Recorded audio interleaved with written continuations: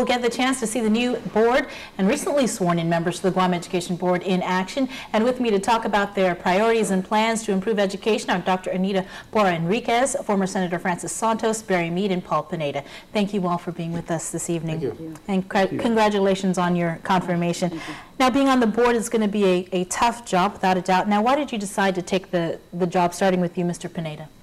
Well, I thought it was a great opportunity to, number one, give back to the community. Having grown up on Guam and being gone through the public school system, I think there's a lot of good ideas that are out there, and I think it just needs to come to the forefront. And I think us four, plus May, brings a lot of experience from our background, and so I thought it'd be a great challenge. Dr. Enriquez? Yeah. Ultimate service, ultimate challenges, and certainly an opportunity to see where I can provide some value based on experiences, and it's a great team that's been put together, so it's very exciting, and I'm looking forward to making hopefully some more impacts. Mr. Mead? Mm-hmm. Your turn. Oh, me. Long ambition. People know that I put my name on the ballot a couple of times, and just a desire to work with the department to do a better service for our children. Mm-hmm. And Senator Santos? You know, for me, I think it was, I've always had an interest in DOE. The fact that they get the largest share of the budget, I always felt that they could do a lot better than what they're really doing, and hopefully have some accountability with the people's money. And that's really the challenges I'm looking for to help, you know, our school children. Well, in line with what you just said, like the Guam Memorial Hospital, DOE has its share of problems, funding right at the top of the list. Mm-hmm. What needs to be done, in your opinion, in order to ensure that the Department of Education is adequately funded? Barry? I think the first thing the department needs to do is come up with a strategic plan and a long-term plan, be it a 3-year plan, 5-year plan. Because along with the strategic plan, you can then plan budgets. You can plan for CPI, capital improvements, or you can plan for instance, look at the current status of the ERA funding and the problems with whether or not that's even going to be spent. Had there been a strategic plan in place to cover 5 years of CIP projects, they would have been more prepared, ready to go. Would you agree, Senator Santos? I know you have a lot of experience with budgeting. You're the former chair on the Committee on Ways and Means when you were a lawmaker. I mean, I think certainly they get enough money. I think it's the matter of which they prioritize their spending. I see that quite a bit now as we go around the schools. Money's not reaching the school level, and that's a big concern to me. And I think we work with the management team headed by Dr. Narissa Underwood. I think we can move forward. The board that we have, and my members here next to me, we certainly, that's our goal, is to try to, you know, I don't call it decentralizing, but at least prioritizing what needs to be done to better the student environment out there. Your comments, Mr. Pineda? Well, I agree with my colleagues here. I think in the end of the day, student performance is really what we're looking at. And I think if we prioritize student performance, then we would know where the money should go, whether it's based on teacher performance, salaries based on teacher performance, or what programs need to be cut if we don't have enough money. And so I think if we look at saying, well, the money's got to go into student performance, then it makes it a lot easier to make decisions where the money should go. Dr. Enriquez? I agree. I mean, the resources need to be aligned more effectively with the expected outcomes, and we certainly have a lot of expectations of our public school system, a lot of stakeholders who are interested in ensuring that the best possible outcomes are there. It's important to make a more accurate assessment of the real situation with the Guam Department of Education, and certainly the past couple of months have been a feeling out period, and certainly a lot of information going back and forth by email, trying to get a better understanding of why certain things have been in flux, and I think we're ready to go right in and try to do what we can to manage things more effectively in terms of the information and in terms of the expectations. There are a lot of mandates. We've got the 14 points, and certainly we need to get a sense of do we truly have sufficient resources, and that if we do, are they adequately aligned in the right way so that they get close to the closest possible areas where the impacts are evident, that's in the schools, that's in the classrooms, and do the folks who run the schools have an understanding of how that is mapped across the way. You're mentioning this has been a feeling out period over the last couple of weeks or months or so. What would you say has been the most alarming, I guess, finding that you've seen so far, Dr. Enriquez?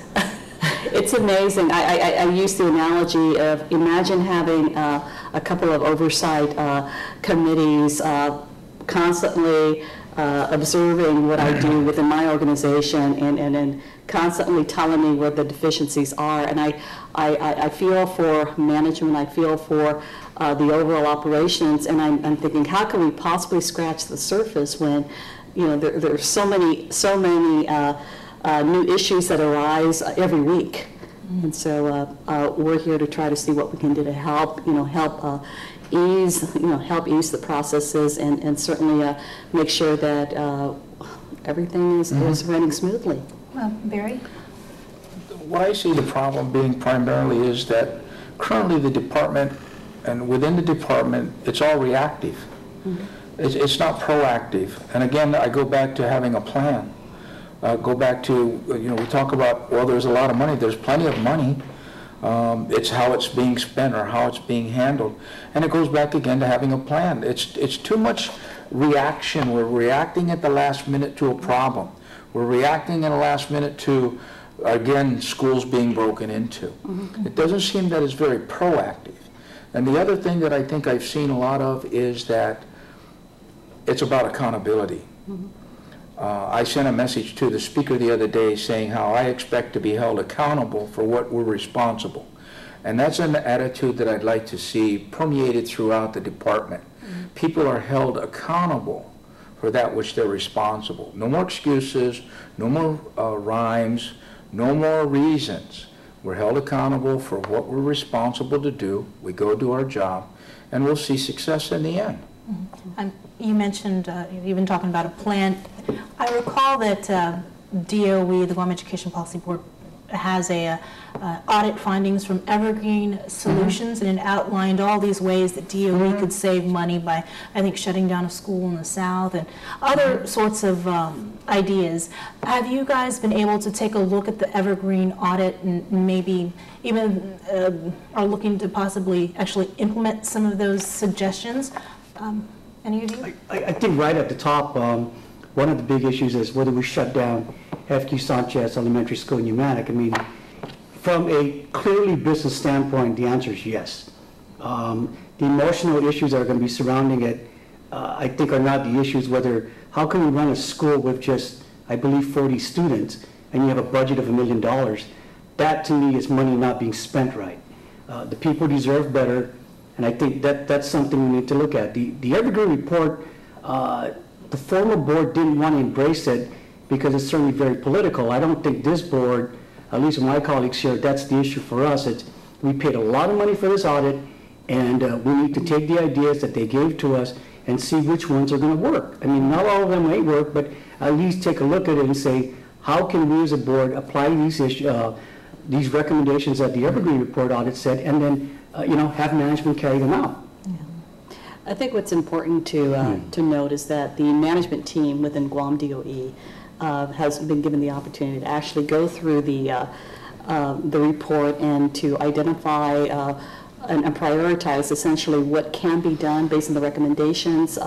There is a cost and savings, attached to each of the different items. It's important to allow the operational side, along with their management team, to take a look at the information, prioritize it, and certainly make the recommendations to the board. Now, where we come in is we go back and take a look and see how feasible these priorities are, given the resources, and whether or not other factors have been taken into consideration, perhaps something a little more innovative, some outside the box thinking that can be factored in. So that's something we're looking forward to doing. Well, we certainly thank you guys, and good luck. Any final comments, Mr. Pineda? No, just I think just give us a little bit more time. It's going to take a little bit of time, but I think we're heading in the right direction, and with the group that we have, I think it's a good first step. Mr. Mead? Not much else to say. We're here, we're going, and hopefully we're not gone. Again, thank you so much for coming in, and good luck in your meeting tomorrow.